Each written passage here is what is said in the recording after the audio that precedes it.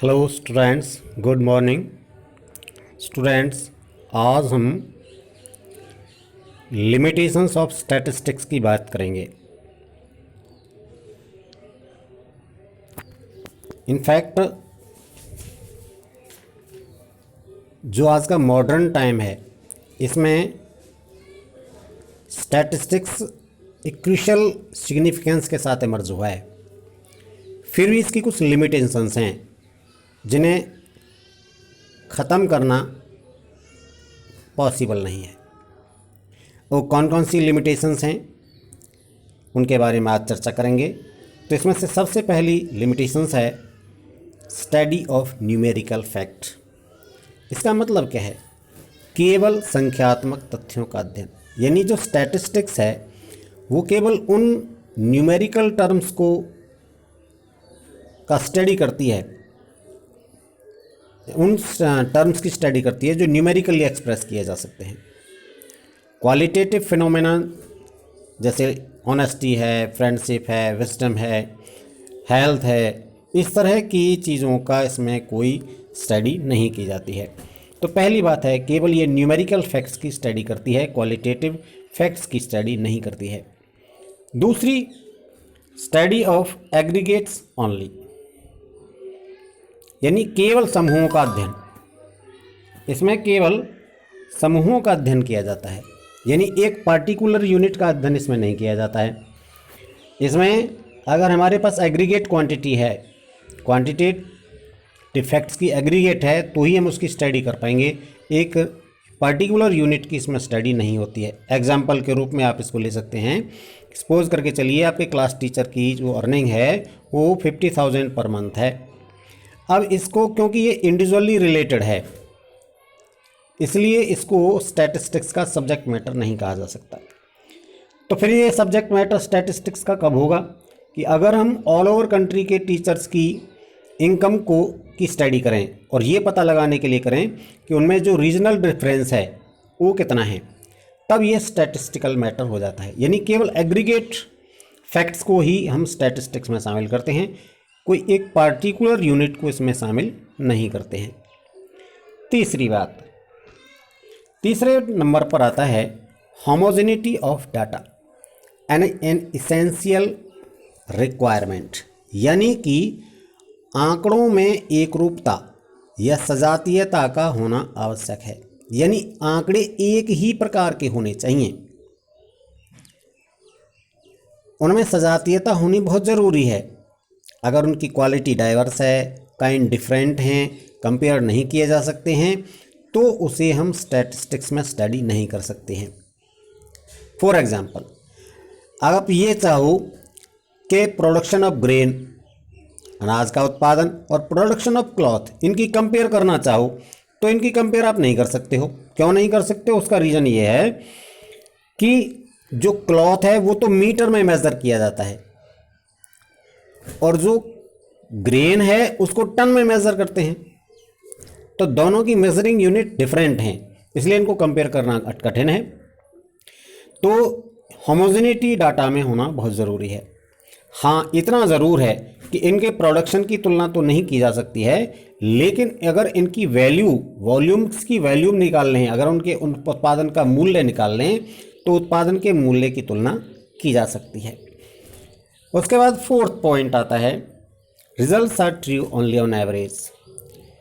Statistics के जो results होते हैं वो एवरेज बेस्ड ट्रू होते हैं, टोटली ट्रू नहीं होते।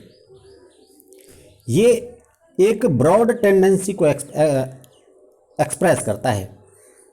जैसे नेचुरल साइंस की तरह इसमें त्रुटि मुक्त नहीं, एरर फ्री नहीं होता ही, इसमें कोई ना कोई एरर रहता है, क्योंकि हम ब्रॉड टेंडेंसीज की होती है। तो ब्रॉड टेंडेंसी होने के कारण कहीं ना कहीं छोटे मोटे फॉल्ट्स, एरर्स उसमें रह जाते हैं।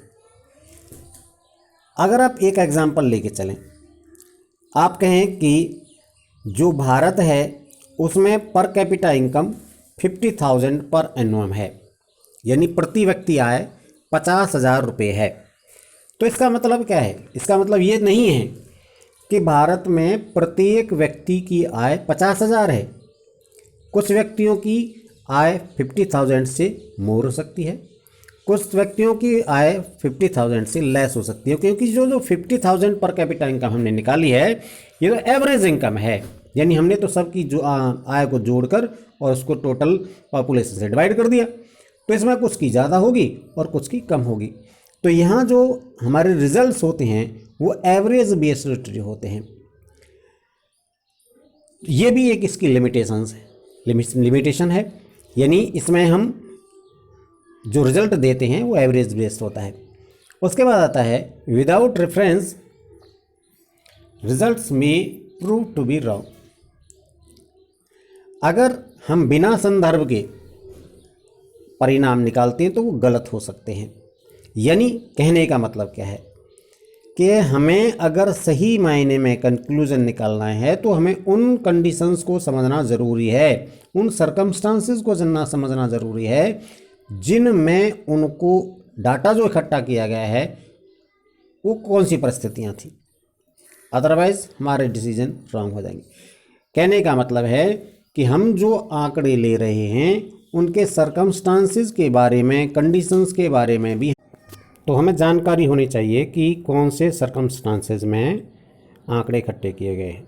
फॉर एग्जांपल, अगर हम ये मान के चलें कि एक क्लॉथ कंपनी है जिसका पहले ईयर का प्रॉफिट 3,000, दूसरे ईयर का 2,000 और तीसरे ईयर का 1,000 है, जिसका अगर एवरेज प्रॉफिट हम निकालते हैं तो 2,000 पर ईयर आता है।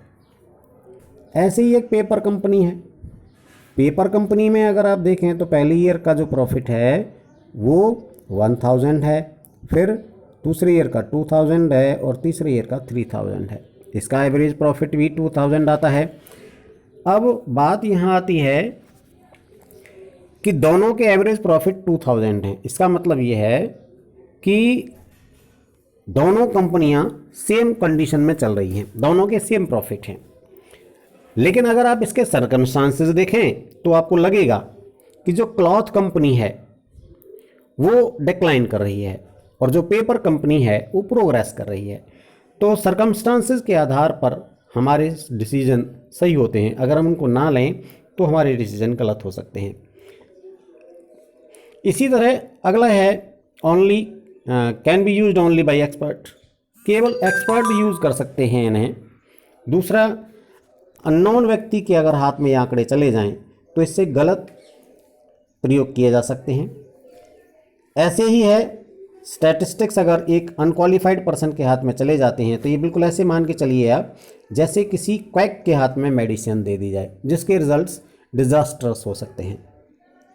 उसके बाद आता है प्रोन टू मिसयूज। जो स्टैटिस्टिक्स है वो एक क्ले है, एक मिट्टी, गीली मिट्टी के समान है, जिससे आप डेविल और गॉड किसी भी प्रकार की मूर्ति का निर्माण कर सकते हैं। इसका प्रयोग पहले से निर्धारित निष्कर्ष के लिए जो बिल्कुल गलत है भी प्रयोग किए जा सकते हैं। तो स्टूडेंट्स, ये इसकी लिमिटेशंस थी और इनको आप तैयार करेंगे